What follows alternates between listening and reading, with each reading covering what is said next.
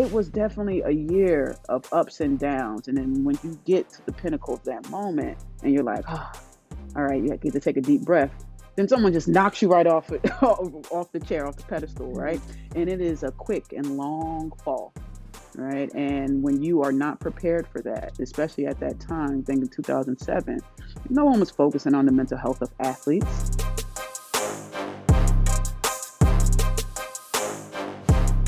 Hey, Samaria, I'm excited right now because I got somebody that I'm a huge fan and supporter of. We have meaningful conversations whenever we are connected. She is from New Jersey. She is a member of the Rutgers Basketball Hall of Fame. She has a basketball court named after her in Patterson. She went to Patterson Eastside. I'm pretty sure they got her numbers hanging in the rafters somewhere, right? She's a former number 7 overall draft pick in the WNBA back in 2008. A phenomenal musician, just a beautiful human being. And despite what she wore on draft day, she is stylish. I want to let y'all know she is stylish. Look, man. Give it up for Essence Carson. I appreciate the intro. I definitely do.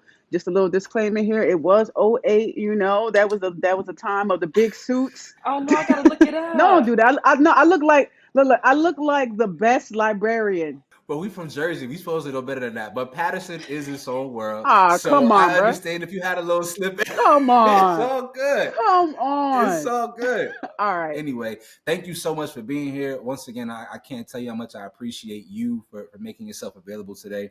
It means a lot to me that I can pick up a phone and be like, hey, can I have you come on the show? So once again, much appreciation, beloved. My first question for you is, because we from Jersey, so I gotta ask you, you know what I'm saying?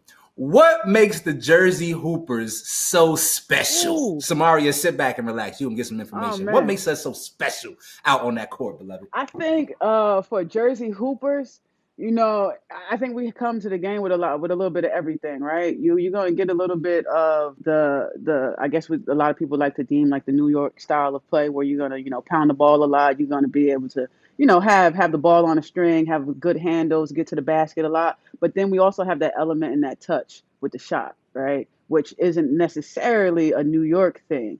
Right, when you think of basketball and the landscape across the country, West Coast typically known for shooters. They're always in the gym.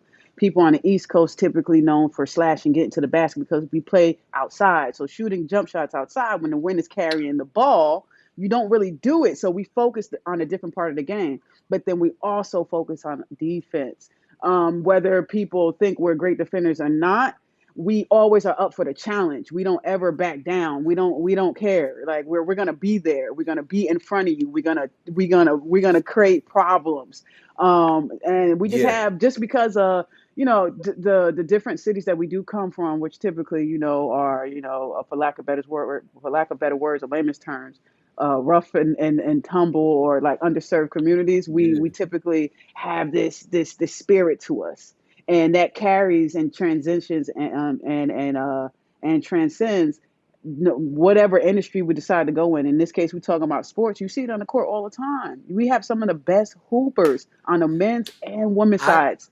Come on, you got to give us our. You got to give us people. Our. Sorry, our Samaria, flowers. we had to do our Jersey thing. I had to throw that one in. That wasn't even on the question list, but I had to. I'm just trying to figure out how you put us. You said us. That. You don't. Back in my day, I could hoop, Samaria. Back in my day, I could hoop, Samaria. Whatever. Anyway, go ahead. Essence, you've been a part of some huge moments in women's basketball. For you, what does it mean to see the growth of the sport in the way that it's just transcended over the last couple of years? As you mentioned, definitely have been a part of sports for a long time, right? I came in at a pivotal moment where in the beginning of the WNBA, it was a lot of fanfare, it was a lot of excitement, right? And then that ended up tapering off before I came into the league, and then coming into the league where there was a period of trying to figure out what's next, right? As far as marketing goes and how to sell this product that we have, this good product. And unfortunately, at that time, it was very hard to get people to buy in, to invest in women's sports, not only basketball, but in women's sports in general. And when you think about it, in women's sports, some of the people that, were trailblazers and fighting that good fight for us, when you look at women's tennis, right, when they were able to level out the playing field, right? When you're talking about winnings and earnings, when we look at that and we're like, okay, it's possible.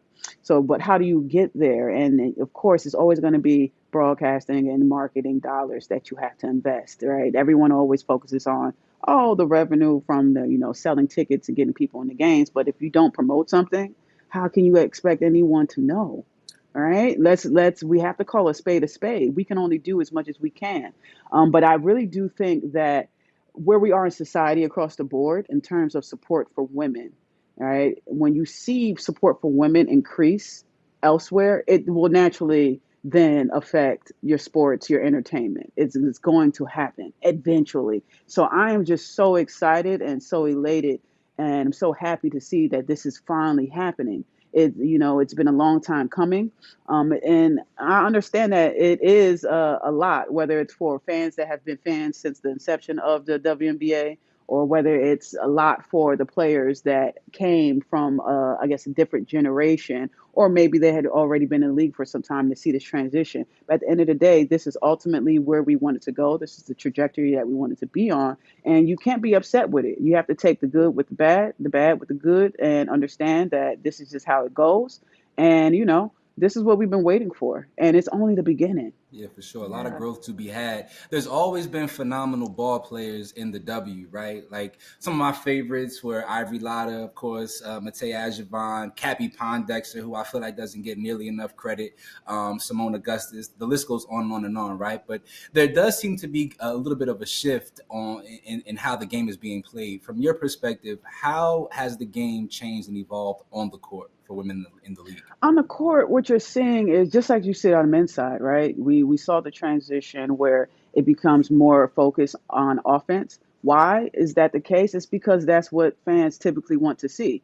There are purist fans that want to see the game played as it was intended to be played initially, but you have to understand the game does grow as players improve on both ends of the floor. They become faster, stronger. They increase their skill set. You're going to see a shift in that game. And right now, we're seeing a more offensively driven game, which means higher scoring. And for the fans, that is exciting, right? The fans have to understand that they have a Yep. hand in this too. It's not only the players. Typically, honestly, the players. I mean, we just want to play the game of basketball. However, it's played. Whatever rules you give us, those are the rules that we are going to play with. So the fans definitely impact the game more than what they think. For me, I've played many different roles in my career, throughout my career. I've been a defender. I've also been a scorer if you needed me to do that. There's been times where I've just been a leader. I just think that that's just my personality. I want to do anything. Um, I want to do anything. I don't want to take you guys take this the wrong way to win, right?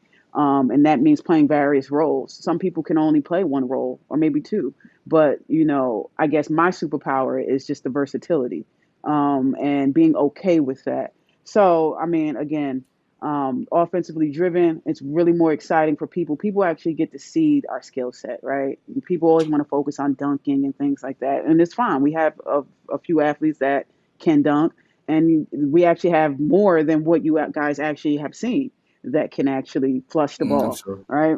But the skill set, the way we handle the ball, the way we shoot the ball, I think shooting the ball in particular is definitely somewhere where we've always excelled, on the women's side of basketball, because we focus on efficiency. And of course, that's no dig at anyone else or anything like that. It's just that because of how our game is played, we had to focus on efficiency. So again, the game is more exciting to watch. You see more people are tuning in, Yep. more people are talking about it. So who am I to complain? Speaking of, let's pivot to the Olympics. There was a lot of discourse about the Mhm. team, the roster itself. Did you feel like they made the best decision on the women that they picked? Why don't we ask the real question? Do you feel like it was a mistake leaving Caitlin and Angel off the team? Have they stunted or cut the nose off to spite their face by not putting these women on the Olympic team? Samaria. That's the question. No, I don't. I don't think so, and that doesn't mean that the women that you mentioned are not capable of competing at that level. They decided to go with this team, and people have to understand when you're building a team, right? And whether you're a general manager or whether you're a coach, it's about what pieces work together, right? And what pieces work together within whatever that coach's philosophy is. And that can vary. Sometimes in fans or people on the outside minds, they just think like all the best players, right? 1 through 10, ranking players 1 through 10, 1 through 12, 1 through 15. Those players should go. But when you're sitting in the coach's chair or a general manager chair, it's just like, okay, what players can we put together that will actually work together? You've seen this on the men's side as well. There's no different. You're Essence. attempting. Essence. Hey, Essence. hey, I I'm love just saying. I'm I being love it. I real. love it. On the men's side, I love it's the same story. It's the same story. There's plenty of Cool. greats I that have get been it. left If off. you putting together, Come on.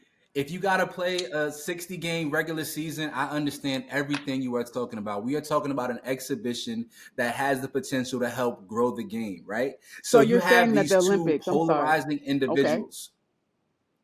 Yes, the 92 Olympic team on the men's hmm side globalized the game of basketball and made it Who was on an that team and who was investment not in on that other team? countries' But interests. who was on that team and who was not on that The team? only the only person who wasn't on that team of note is Isaiah Okay, Thomas, what right? is he or And was he not one of the greatest point guards to ever touch a basketball?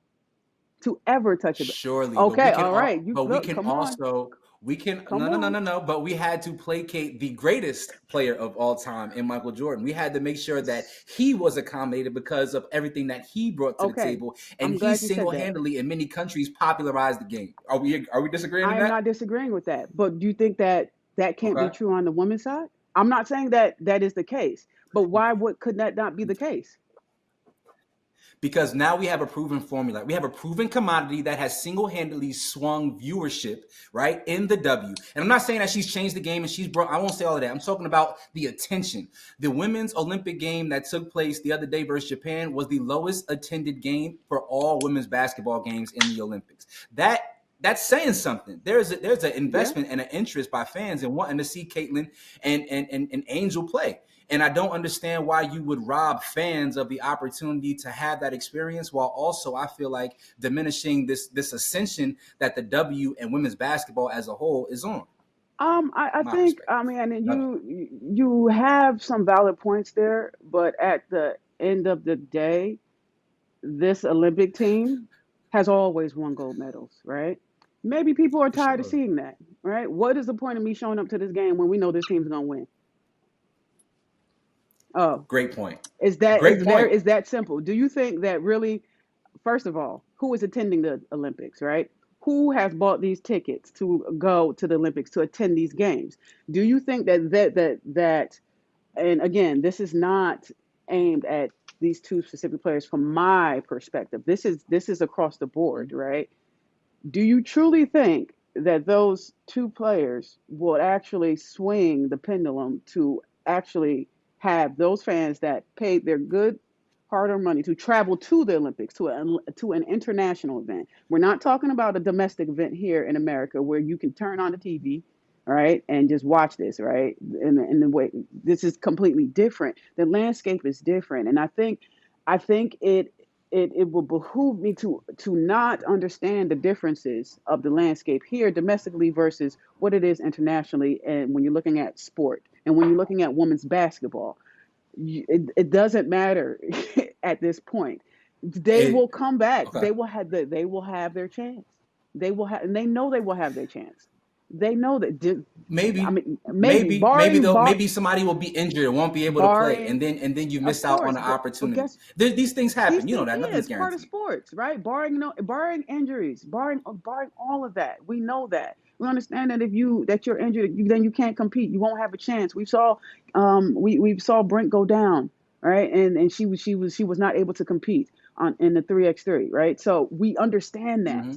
right? But for me to say that looking at this current roster of the Olympic team and say that these women did not deserve their chance and their spot that they grinded for year over year is ridiculous. It is ridiculous. We're not talking Des- about the W. We're not Deserve. talking about the W. We are not talking about the W. We're We not talking talking about about the where, Olympics.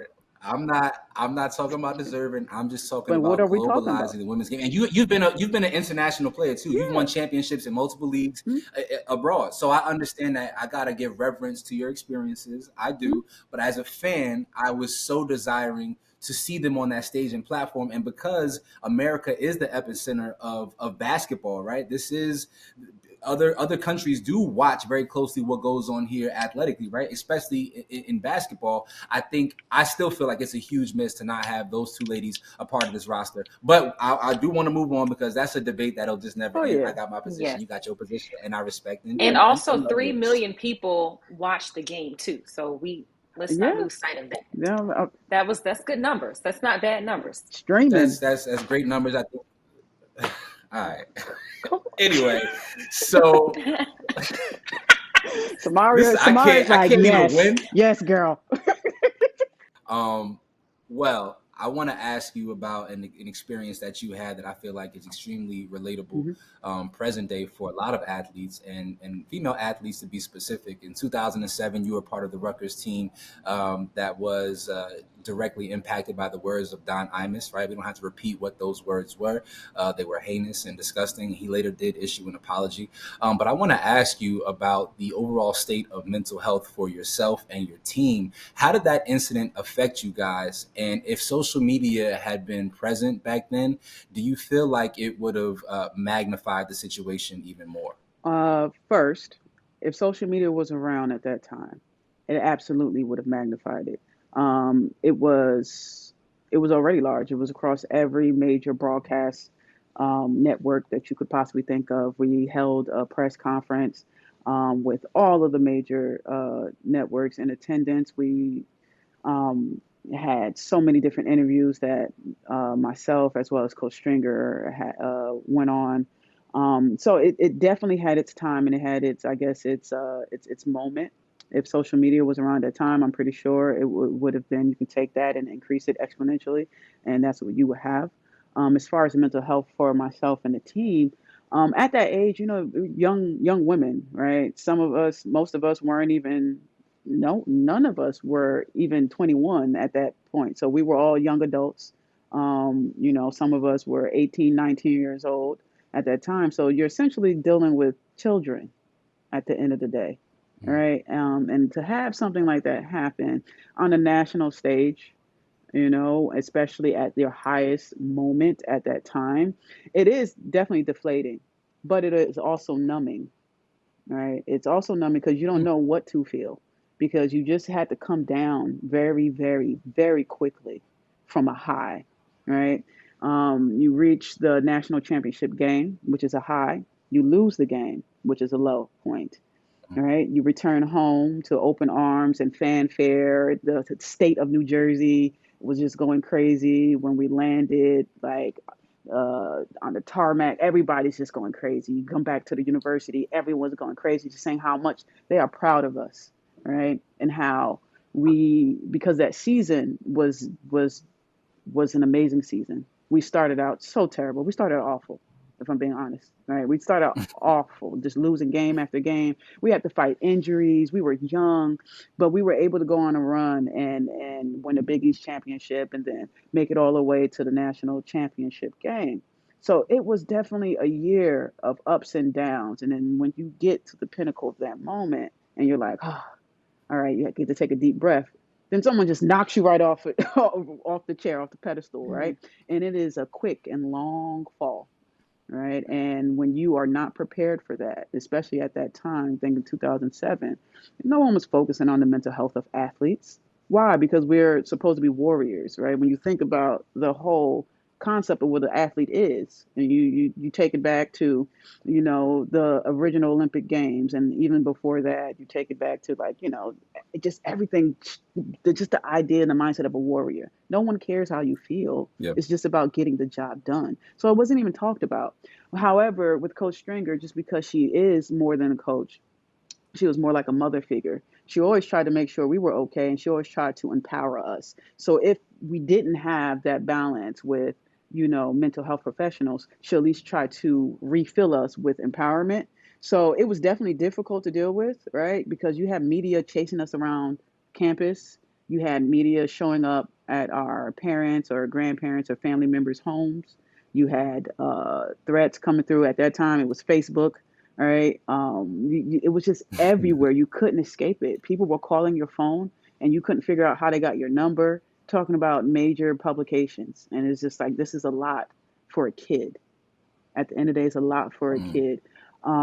But I think we were guided the right way.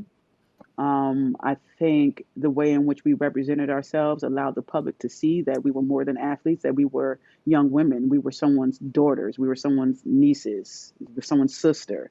It humanized us. And for a short period of time, I felt like society looked at the athlete and said, hey, they're human. And then, some years passed and then that went to the wayside. And here we go. Now we're back at the moment where another cycle. And it's tough. And as athletes, you are told that you are taught that you can handle any and everything.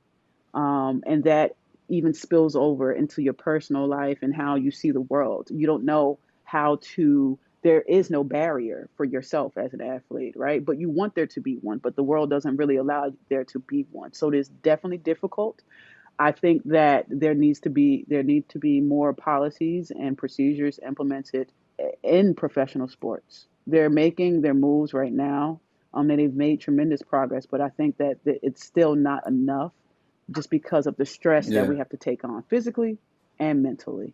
So, Yeah, it's gotta feel inescapable, especially with social media for the modern mhm. day athlete, right? Like there's no way of getting around it. I can only imagine, how I kind of a couple of weeks ago we had conversations, but about Angel Reese specifically, right? Like she gets a lot of vitriol, and so I was wondering out loud, like what that effect is having on her mentally, right? Like, would you subscribe to just turning your social media off and doing away with your phone? Do you still want to be a part of the world, even though the world is treating you harshly? I think that's a tough thing for a lot of athletes to navigate, because they also need social media to grow their brands, right? Everything is so brand Yeah. centric, which brings me to my next question, right? Now these athletes, collegiate athletes, high school athletes, are being able to take advantage of NIL, right? Name, image, and likeness. How would that, being a part of that era, change your recruitment process, Essence? It would be foolish of me to say that it wouldn't have changed my recruitment process, but at the end of the day, I think I still would have made the same decision. But of course, the Yeah, because process, are you you? already Are know. you? Oh, You, my fault. I My stay bad. 10 toes down, for home. But I had my reasons for choosing RU, right? And apparently, and not apparently, but obviously, it had nothing to do with money because that wasn't even the choice then. But even if money was brought into play, I still would have chosen that. I still would have chosen to be under the tutelage of C. Vivian Stringer, just for what life after basketball would look like for me. Now, it definitely, the NIL conversation would definitely have impacted that, and that would have been a part of the conversation as well. But for me, man, it would have been lovely to have a couple of M's in the bank at 17. It would have been amazing. At Yo, 17, could you imagine? man, look, Could you at imagine? 17. Rutgers got a 5-star. They got a crazy I NIL already deal right now. know. She going. You saw her, man. I've been watching her for some years. I did. She lit. Miller, Kiyomi. Yeah, yeah, yep. Yeah, Yep, she yep. had That's the it. she That's had it. the There Jordan you go. brand deal, NIL deal, and everything. I mean, the girl could Already, she hoop. out of here. The girl could hoop. She, So I'm yeah, yeah, excited yeah. to see what that's gonna look like. Of course, I know RU is still building. But they added some great pieces, and they have a great coach and a great leader. In Coach Washington. So excited for that. So we talked a little bit earlier about the marketing and the globalization of the WNBA, right? Women's basketball as a whole. Do you yourself have any outside the box ideas on how to continue to grow the game of women's basketball? Of course, give me a call.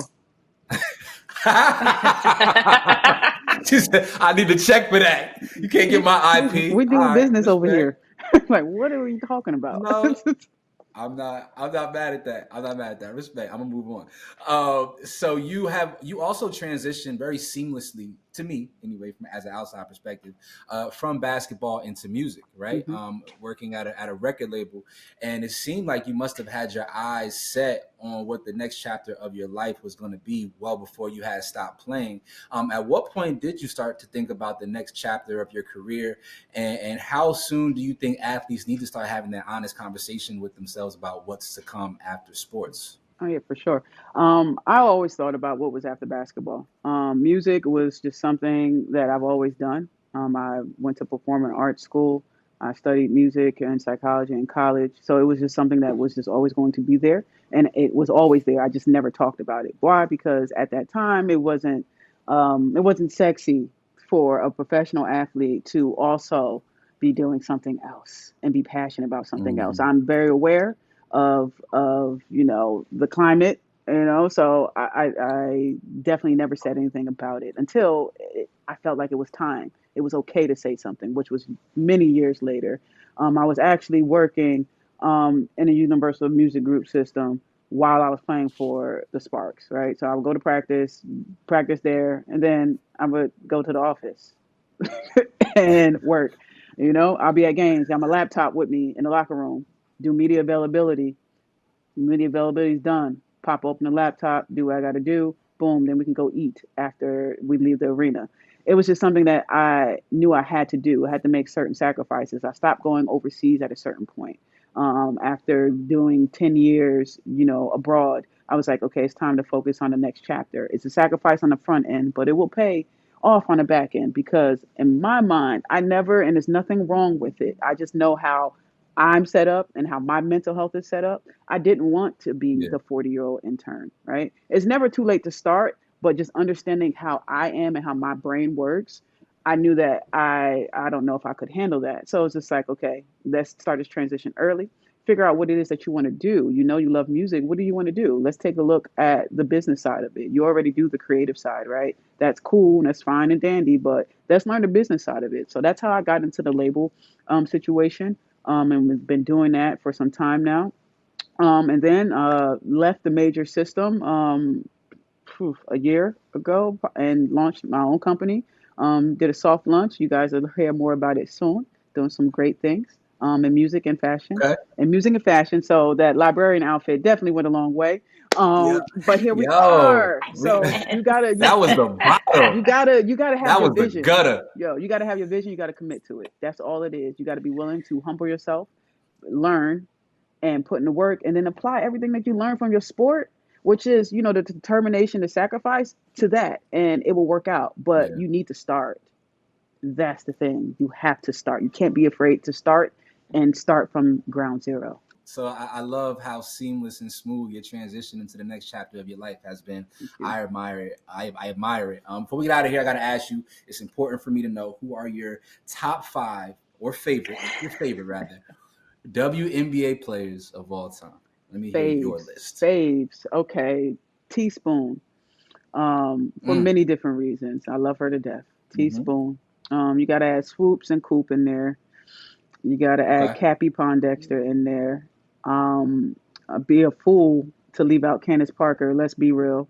Um, Okay. that's five. That is That's five. fine. There's a That's lot of fine. people that I either played with, played against, or either came before me that could be Yeah. on the list. But I guess honorable mentions, and with that, and honestly, they need to be above everybody. Cheryl Miller, Lynette Woodard. For sure. They Oh my got they God, I got got to a story be. real quick.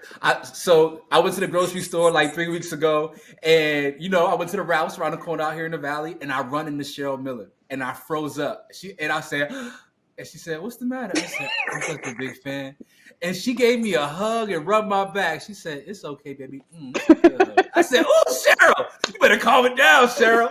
You better calm it down." Man, Yo, they came too yeah, early. They were just too early. They were a little too early, yeah, but for you got to sure. understand that they definitely set the bar high. And the people Yeah, I named, they're just people that I actually just like, genuinely love and care about, and they've had effect on the way that I play the game personally. yeah. And again, there's so many people that could have been on that list, but those are just, some faves. Yeah, for sure. Is there any women's player that you feel like could have played potentially in an NBA? Somebody whose talents, physicality could translate to playing against the men on a regular basis? Today or yesteryear? That's a serious All question. time. All time. Uh, At any point. mm, it's a little different. I don't see necessarily see the need to combine. I think it's fine that we live Okay. in our own spaces. I really do. But Okay. if it were to be anyone, I think it would probably would be in the earlier years.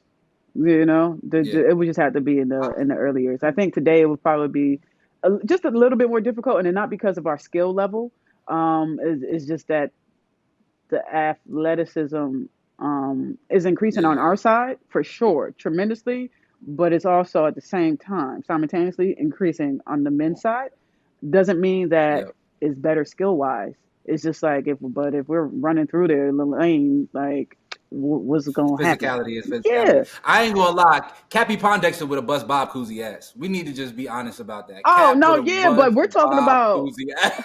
you talking about It taking don't. somebody I from just. today and putting them back like before they even But had I done like. seen. But we've seen video of Cappy busting Sebastian Telfair Oh ass. no, yeah, We've for seen that. Like sure, I played against. You know what I mean? Like I have seen that. I beat for Monique Curry sure. in the game of 1-on-1. She Oh, won't never acknowledge that. But yeah. Oh oh, here you God. There's go. video. There's video evidence. And There's look, video look, Mo, evidence. I'm not even gonna acknowledge it either, Mo. I'm not acknowledging either. It's like, nah, I'm not. Nah, I can't speak against the home team. You crazy? But like, for sure, Yo. like we hoop with guys all the time. You know that, right? Like this is it's, I do. Yeah. but at the end of the day, when you're thinking about what 80 plus games, and I'm just like, I'm not Yeah. sure now. But It's a like lot of work if to we're take. hooping in the gym. Oh, all Yeah, you day. know, I got a whole yeah, squad you that don't can got a come. bucket or two on me. Yeah. We got a whole squad that'll come in there and run the table. But we playing pickup. We got a whole squad to come in there. All women. Ooh. Nah, What? you gotta chill out. Come on now. You gotta chill out. Come on You gotta now. relax. So You're you not coming to saying run day service with so an all female team. if all What? right. So you saying if you just said it yourself, if I brought Cappy to a run day service, then with three others, I don't even know who to name at this point, but I have a lot. I have a plethora to pick from. Are you telling me that we wouldn't be team in a week? Not once, not twice. I love Cappy, but I'm locking that shit up. All I right, love it's Cappy, okay. but present day, I'm locking that shit up. Locking it Look, up. look. Let me say this though: pride can be the downfall of a man. Oh my god. I'll say Anyway, that. on that note, we getting out of here. Yo, Essence, I so very much appreciate you, man. Like you're such a beautiful spirit and Thank energy. you. Thank you. I wish you nothing but the best in any venture that you venture out into. So, anytime you need me, I am here. You are official Fumble family. So, thank you. Thank you. It was a pleasure. Thank you guys for having me, Samaria. You always got one supporter in me as well as Rodney. Thank you Oh, guys. This thank was you. great. I love conversations like this where we could just talk and so thank you guys. And yeah, much love. Peace, beloved. Peace.